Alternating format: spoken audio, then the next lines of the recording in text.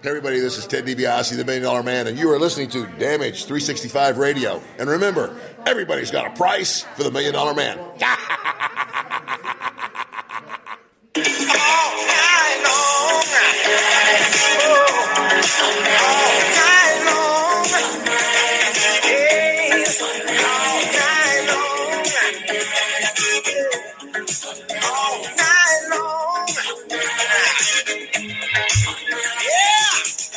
It's the All Night Long Wrestling Podcast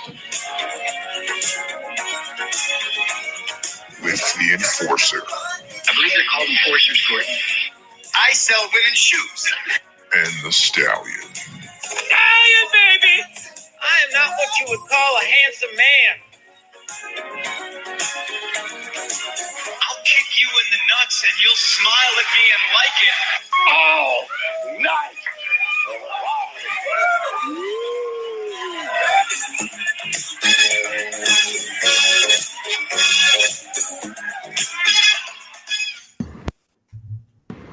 Welcome back to another edition of the All Night Long Wrestling Podcast. It's hot as hell. I am the Enforcer, and that's a Stallion. There he is. Hey, buddy. Hey, what's happening? Not much. We're here to talk about the 16th anniversary, and you know as well as I do, 16th anniversaries are big ones, man. They only come once every 16 years, yeah. Yeah, they come once. So this month's 16th anniversary is that of SummerSlam 2002, which holds a special place in my heart, and that is what we're going to be breaking down on this week's Retro Review, starring the Stallion, with me in the background. That's not good. No, I can't be starring in anything. That's not a good situation. But were you? I know we've talked about this probably several times. I'll put it out there now because I can't remember. Were you in the building for this show? I was in the building for this show. Three things happened in regard to this show. I waited online all night outside of the Nassau Coliseum. I was 15 years old, going on 16. I believe I was 16 when it happened. My birthday's in August. I was born in 1986. Means I was 15 and tickets went on sale. I waited with the Big BJ and Chris Forza Payne, as well as Fez, three members of the Backyard Wrestling faction called EHW, which is Extreme Hardcore Wrestling, where I was known as The Pickle, or the Tommy Dreamer of EHW, which meant I have a lot of pain in my body and I got pinned a lot. But I was there. We waited outside all night. This was before you had your Ticketmaster apps and all the other 23rd century bullshit you have now. And true story, that might have been the first time I got drunk, was waiting in line overnight. So this holds a special place in my heart. Oh, okay. So that's a yes for everybody who was curious that Mike was in the building, in fact, for this show, as was I. Not together. We don't think we knew each other at this point. No, but the year before. Yep. So we were both in the building. The show took place in Long Island, which is where we are from, in the Nassau Coliseum, back when it was, well, still an old building, but not as old as it is today. The building sucks. Yeah, this was actually, at the time, I don't remember there being a pay-per-view at Nassau Coliseum for a very long time before this. So WrestleMania 2 is the only one I can think of. When they came to do SummerSlam in 2002, it was a pretty big deal. At least I thought, for the folks out here. There had been a bunch of stuff happening at Madison Square Garden, so of course people could go there for those shows. But as far as Long Island and Nassau Coliseum, it was the first time, at least for me. I was 16, no, 18. And 2. I was 20 years old. So it was the first time for me when that pay-per-view had come to the Coliseum. So it was a pretty awesome experience, certainly at the time.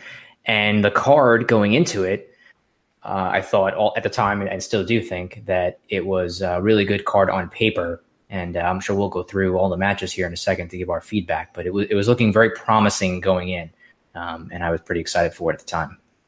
My favorite part of the card was tickets go on sale traditionally at 10 a.m. That's how they used to do it back in the day. My favorite part of, I should say, SummerSlam 02 was after sleeping there the night before, we were online, and that morning tickets went on sale. I got to meet 2002 hot Lita, because she was out there doing like a ticket release thing.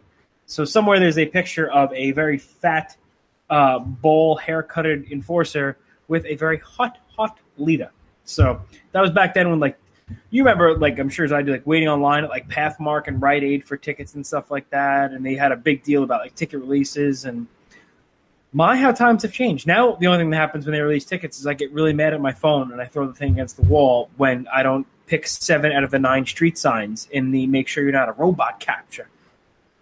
Yeah, those security measures are in place. But yeah, I mean, that's back then. That's how it was. It was American Video or places of that nature. Wow, what a reference! The Tower Records, I think, was another one. The places like that where you would have to go and talk to somebody and they would pull up tickets for you and you get them. So I don't remember exactly how I got these. I was with I think two of my friends. There was several people that we knew from, I was in high school, or actually I was in college. So people from high school that I knew that were in there in the building also. It was a really big event. I mean, we could look, obviously I said we'll go through the card, but the main event featured, it was Brock Lesnar challenging. Brock Lesnar had only been on the main roster for about 4 months. It was challenging for the World Championship against The Rock, who won the title the month before. And then of all things for myself, Shawn Michaels, who had retired 4 years prior due to a back injury in 1998, had not only come back to television a few months before this, but due to different things and plans changing and whatnot, he actually was scheduled to wrestle his comeback match at this show. So I was extremely fortunate to be able to see that and have it happen in essentially our home building here in New York on Long Island. And I was super, super amped going into the show for those 2 matches and a lot of other things that are on the card. Yeah, Nassau Coliseum, coincidentally, the exact same place where we gave away tickets about 3 months ago. So Nassau Coliseum holds a special place in our heart. And I have a feeling you probably bought your tickets at Pathmark in the shopping center where Target is now, because that's where everybody was buying Ticketmaster tickets back then. Very possible. Very possible. I have a black heart like Tommaso Ciampa, so I'm not really sure where this all falls as far as heart stuff is concerned. But yeah, I think there was tickets purchased at some place like that. And so at the time, I guess, is to set the stage. The brand split, the first brand split, had taken place about 4 months before this in April of 2002. So there's Raw matches and there's SmackDown matches. And at this point, there was one undisputed champion that was appearing on both shows, or had the ability to appear on both shows. After this show, that would change. And the champion, which everyone knows, I'm not spoiling anything, everybody knows that Brock Lesnar was the champion after the show, would go to SmackDown exclusively. And then they created a second title for Raw, which was the World Heavyweight Championship, which was gifted to Triple H about a month or so later. So that was kind of the stage for this show. And there are 8 matches on the main card for it. There was a pre-show match that I literally have no recollection of. Apparently it was Spike Dudley over Steven Richards in 2.5 minutes. Definitely don't remember that at all. But there are 8 matches on the main card. So unless there's anything else you'd like to cover beforehand, maybe it's time to jump right in. No, let's hop. The only thing I'm going to cover beforehand is I want to get this out of the way. Make sure everybody follows us Twitter, Instagram, Facebook at All Night Long WP. We are part of the Damage 365 Radio Network. You can find us. You can find Damage 365 Radio on Facebook. And on Instagram, on Twitter, you can find us. And if you watch a show, if you like the show, you want to give us your star rating for the show, we're very, very accessible on the internets, and our followers, thanks to you, are really going through the roof, bro. Well, we're a +1 on the day, so actually +3. I don't know if you've seen. We're a +3. Oh, we're +3. Okay, this morning +3. Like you said, without further ado, I have my notes in front of me, but I don't have the direct results. So if you want to hit the direct results, and then we'll go from there, match to match. Yeah, absolutely. So the first match on the show, which just from what I remember being there, it was a little bit of a surprise that it was the opener. It was a SmackDown match. It was Kurt Angle against Rey Mysterio. So that was the opener from SmackDown. Angle had been, obviously, of course, a main event player and in the world title picture and things like that for a while. So it was him against Rey Mysterio as the opener. Yeah, I mean, any pay-per-view where you have Rey Mysterio versus Kurt Angle as an opener, you're just you're guaranteed to have a good show. This match was fast. The crowd, to me, this is the best WWE version of Rey Mysterio. I feel like his matches were quick. He didn't slow it down for the main event guys at this point, and I feel like Angle was a great opponent with him, and the crowd was just bananas. The finish came off a little bit botched.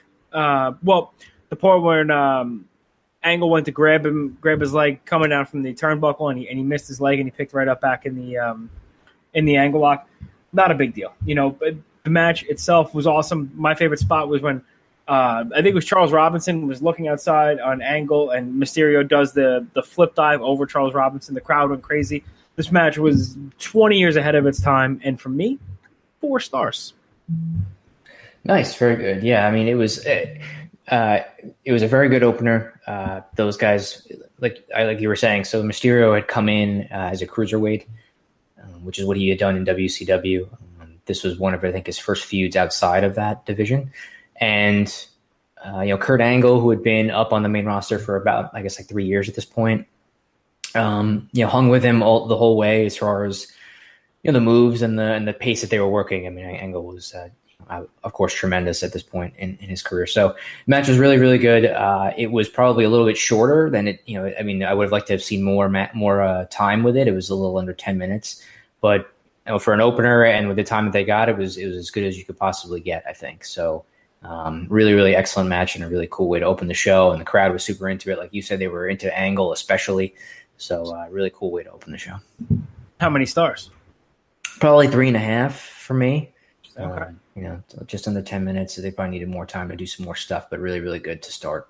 I feel like they kept it short because it was an opener, and these guys that have so many more matches down the road, it was just like a little bit of just a little teaser, if you will. Speaking of teasers, and, well, yes and no. The next match was Chris Jericho versus Ric Flair, who was on his this is the beginning of his second run in WWE, correct? Yeah, he had come back just after Survivor Series 2001 as a co-owner, and shortly after that started wrestling matches at the beginning of 2002. By this point, I think his ownership status or GM of Raw had kind of gone away. I think he sold it at this point.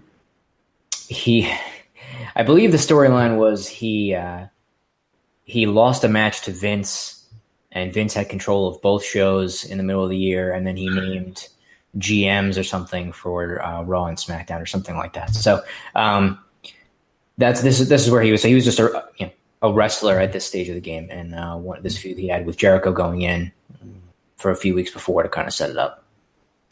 What did you think of the match itself? I think that it was a decent match. It was probably a little disappointing for people that had high hopes going into it. I don't know what everyone's expectations were for Flair at this time, but he had a couple of good matches since he came back. And I think everyone saw Jericho as an elite worker. So to me, I think it was a little bit below what a lot of people had high expectations. It was probably a little bit below that, but it wasn't a bad match. And I was a little surprised that Flair got the win, especially via submission. But not a bad match by any means, but probably a little bit less than expected as far as the quality. How many stars? I'd probably go like 2 3/4. How about that? I went 3 stars myself, and I think they did a good job of the storyline. Was Rick had lost a step and Rick was slow, which was true. So the storyline played to the strengths. My favorite part of the match, however, was Jericho taking the Ric Flair off the top bump. That Ric Flair's done so many times. He goes up the top rope and he gets tossed off. Can I just say he did the deal now? Because now I know what that means with PWG. The Falcon Arrow? Yeah, the Falcon Arrow, or doing the deal. Yeah, what did I say we're going to say on the show? I forgot I said something. It was a sex joke about doing the deal. Go ahead. We got next, pal. We have another match from SmackDown. So the Flair Jericho was a Raw match. So we go back to SmackDown. We've got Edge against Eddie Guerrero. This was kind of weird Edge to me at this point. I feel like it was post-Brood, pre-main event Edge, where he was it was before the Vicky Guerrero stuff. So like it was Edge not really sure what Edge was kind of Edge, but to me, it was a fantastic